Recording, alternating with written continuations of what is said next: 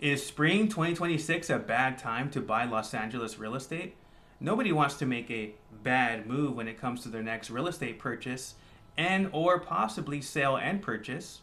With that being said, it's worth exploring whether or not now is a good time for you to look into buying or selling property in Los Angeles. Let's go ahead and chat with our good friend ChatGPT. I know a lot of people nowadays are using AI. They're using platforms like ChatGPT. Let's go ahead and ask a very generic question. What challenges do buyers face in the Los Angeles real estate market, and how can they overcome those challenges, right? And actually, the prompt it gave back was actually pretty spot on. Affordability and high monthly payments are something that's holding a lot of people back.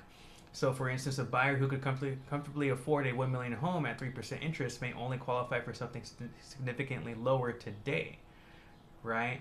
And so it has some ideas for how they could overcome those challenges, and I agree with a lot of these. Expand their search in areas beyond their dream neighborhood, find their entry home maybe first, and then expand from there.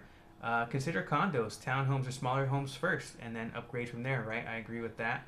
Buy now with a plan to refinance later if rates improve. Yes and no. I would say if you're going to buy now feeling 100% comfortable with whatever rate you do get. Buyers in the past 2, 3, 4 years who bought with higher rates than they were comfortable with have been left with those rates thinking that they were going to be able to refinance by now, and there are a good portion of them that have not been able to refinance. So I will say be cautious with the idea of buying now and refinancing later, which, yes, that is a possibility, and yes, it can work out to your benefit, but do not count on that 100% because you just cannot predict the future and whether or not you're going to be able to refinance. So just feel comfortable with that payment for the long term. Look at adjustable rate mortgages, possibly, but I'm not a big fan of that. Use down payment assistance programs when eligible. Yes, 100% yes. I'm a very knowledgeable person with down payment assistance. A good portion of my business comes from people who are taking advantage of programs and are leveraging that to help them justify a purchase. And reduce competition by targeting homes sitting longer in the market. I greatly agree with this one. A home that's been sitting on the market for 30 or more days allows you a lot more what we call leverage.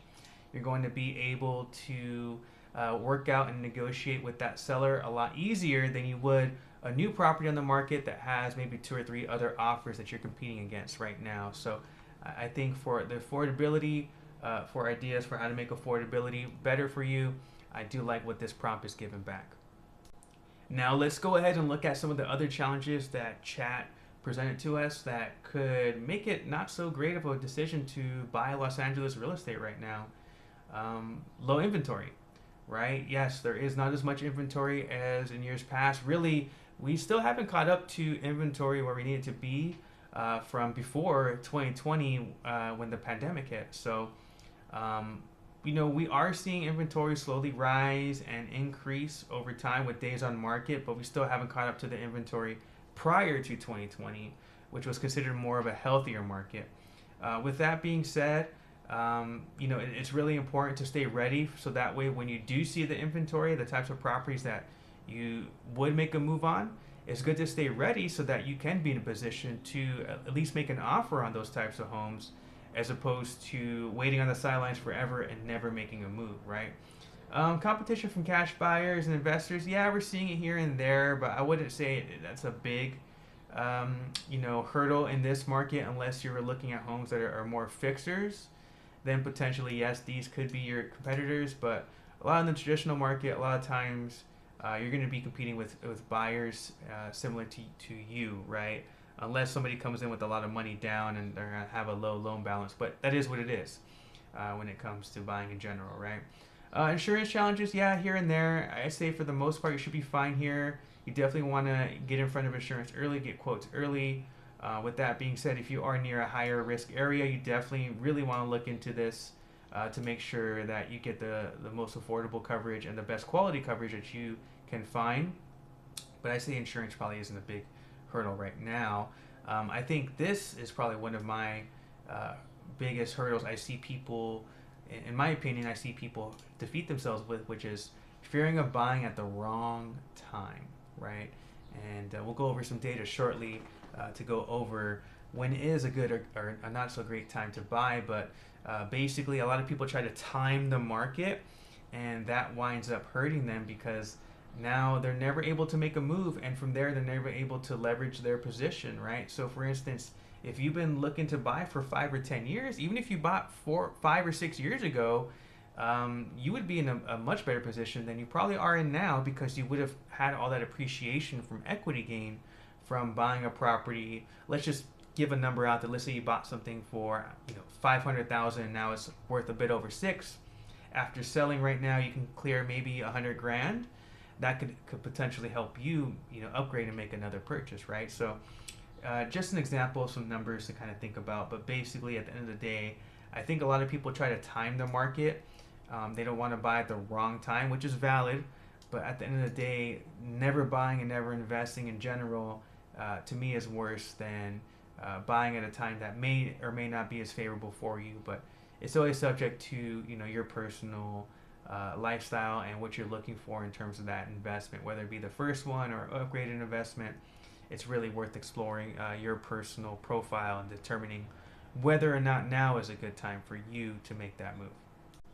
Yeah, there are hidden costs of home ownership. I think a lot of people know about these types of things. I mean, these are things that we explore early on in the process to make sure consumers are aware of the buying and selling process nowadays. So I would say this is somewhat valid, but I say, and an emotional burnout, I say these two are somewhat valid, but not really big concerns when it comes to making big decisions on whether or not you should buy or sell right now. But I do like this part where it's saying the buyer's doing best right now. The strongest buyer in today's markets are typically financially conservative, flexible, highly prepared. This is, to me, one of the most important. And focus on long-term. I think this is the most important. Focus on long-term ownership rather than short-term headlines. I really like that because when you look at your personal position in relation to the market, and if the purchase feels good for you and you like the property you're looking to purchase, then I think you should always look at that more than any headlines that may deter you from making an investment right now, right? So I think this is a good way to end the chat prompt. But let's go ahead and dive into some data that I found that could potentially help you make a more sound decision when it comes to investing. Okay, at the end of the day, let's just look at values, right? Let's look at trends for values and see, are values going down? What's going on? Overall, if you look at trends, we have two reports, one from Zillow and one from Redfin. Overall, I mean, we've seen appreciation over the years, right? Overall, right? May see a little dip right now, but, at the end of the day, the market is somewhat stable. And as we progress, I think we're going to see it kind of stay kind of flat or slowly go up just a little bit. But anybody who bought in recent years, I mean, we're going back like 2023, 2022, it really shot up after 2020, right? 2020 and 2021. So if you had bought in like July of 2021, you would have seen a decent amount of appreciation up to now, right? Even buying in 2023, just a few years back, April of 2023, you've seen a decent little amount of appreciation. So timing the market is never, something you should really try to do. Just worry about your personal position. And if you look at any of the trends from, anybody who's bought in the last 3 to 5 years, because chances are you're not buying to sell next year, right? So anybody pretty much in this, last, 8 years who has bought within a year or two, yeah, they've seen appreciation. And maybe that's not the case now, but at the end of the day, anybody who's bought 3 or 5 years ago, they definitely are seeing appreciation, right?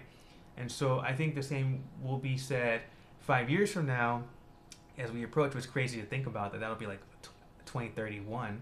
5 years from now, I think a lot of people will be happy that they made that purchase. So if you're not looking to make a flip, you're not looking to sell in a year or two, I think right now is worth exploring based on the data we're seeing in terms of overall appreciation, right? And that was data from Redfin, or that was data from Zillow. Look at data from Redfin.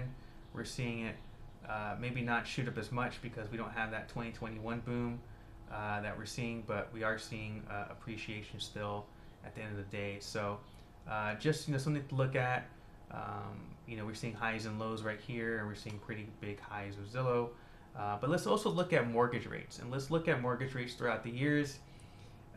Everybody always says, yeah, rates back when I started in 1982 were 16%. Great.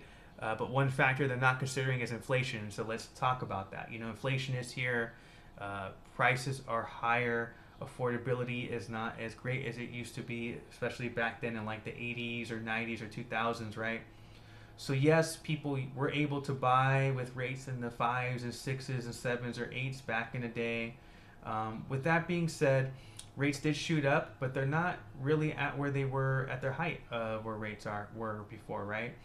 And so rates were actually at 7.5 at some point for a lot of people, and so they've actually come down a little bit, and now we're seeing right now in 2026, the average rate looks and appears to be at about 6.27%, according to data from Bankrate. So a little bit lower than the height of where we were just a few years ago. Not as favorable as it was, back in like 2020, 2021, when it was like in that 3%. Some people were getting like 2% range interest rates, but with that being said, this is what's causing inventory to sit for a little bit longer. And so you have to identify the leverage you have for you personally in the market that you're in. If inventory is sitting longer, that's going to allow you to identify and look and explore the inventory. And we're looking at Zillow and Redfin now, right? And I'm looking at 3 beds, homes available right here on Redfin, kind of the same for Zillow. If I went for properties, maybe no more than like $1 million, I want to say maybe I was in that 800. You get a lot of buyers in that 800 to $1 million price point. Just from a bird's eye point of view, I mean, it looks like there's a pretty decent amount of inventory depending on where you want to stay, right? Depending on where you want to purchase. If you're looking to purchase in the South Bay and you want to be kind of close to the beach cities, it looks like Torrance has some pretty decent inventory. A little bit more on the east side for sure. A little bit more in the border of Carson, maybe Lomita kind of area. But there are opportunities. A lot of people are also exploring areas of Gardena that are border Torrance, like this kind of area. Or if you're open to exploring all types of areas in the South Bay, Hawthorne, Inglewood's changing areas near SpaceX by Hawthorne over here. A lot of people still that work at Northrop are buying around these areas. View Park, Windsor Hills, these kind of areas have a lot of homes. Lamar Park, towards Mid City, we're seeing a decent amount of inventory. So you just really have to be open. Look at the subsection of the city. Is that a street that I'm comfortable with? Right? Those are questions you have to ask yourself. Are schools important to me? Yes or no? A lot of times people are going to transfer to another school anyway, so maybe the schools in the direct area are not as important for you, right?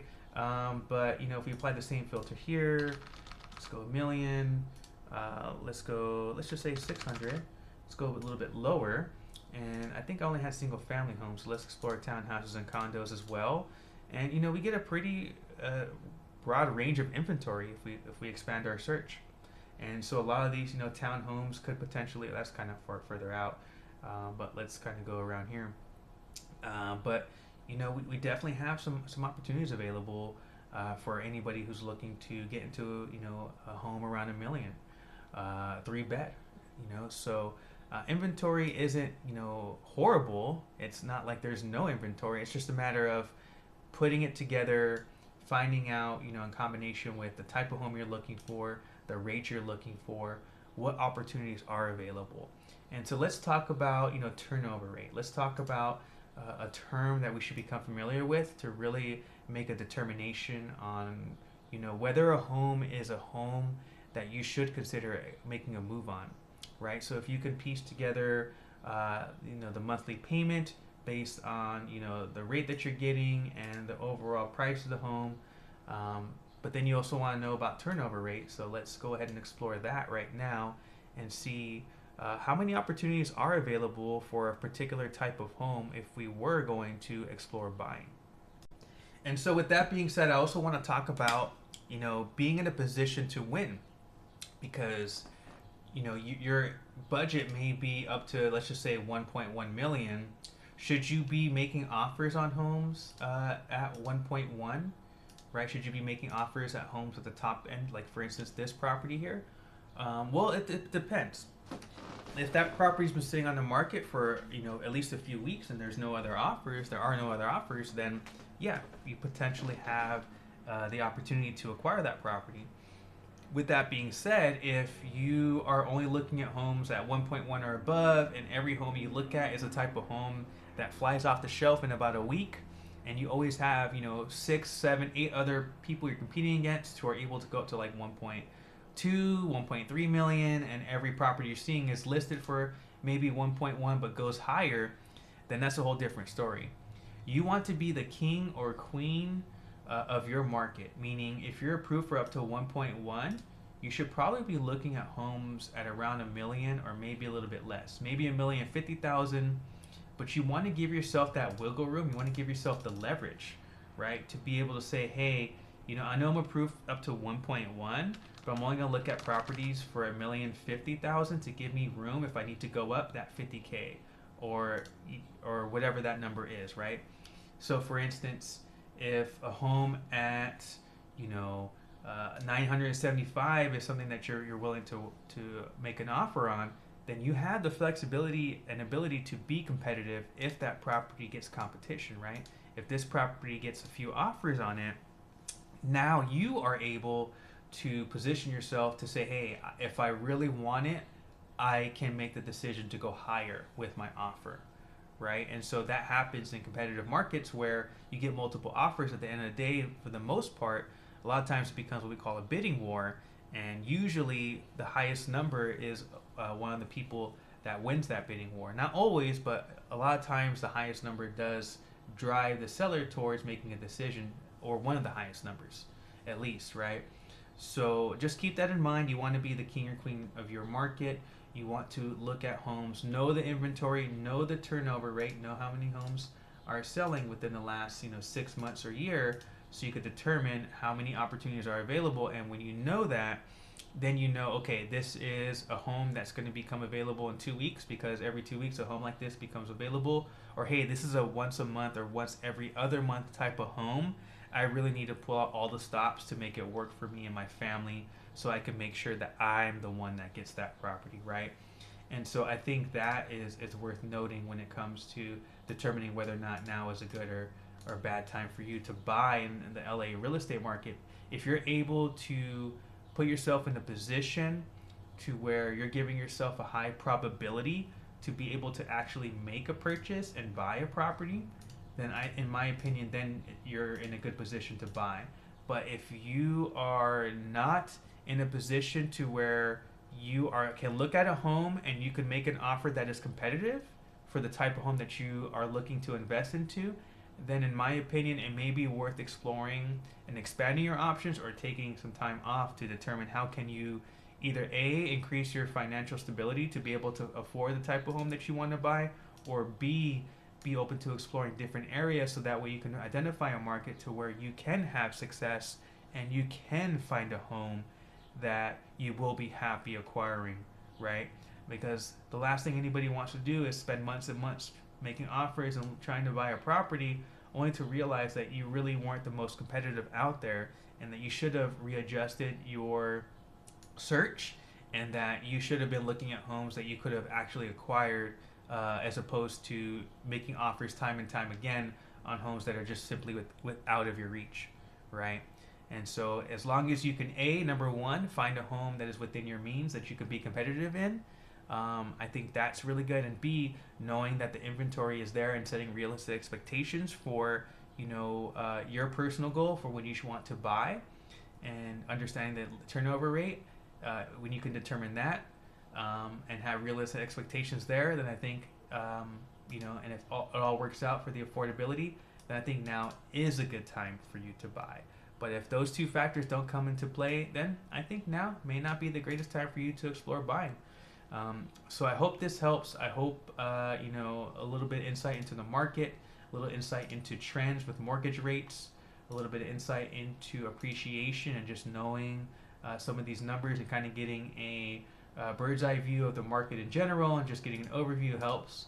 and that you walked away with this with a better understanding of where things stand with the market as a whole. Lots of information to digest, no worries. This is where a trusted professional like myself can come in and guide you along the process to weigh out your options so you can make a better decision on whether or not now is worth exploring being more proactive in the market, taking a passive look, or taking some time off and reevaluating where you'll stand in a year or two in the market. I'm always here. You can DM me, text me, call me, shoot me a message. I'm here.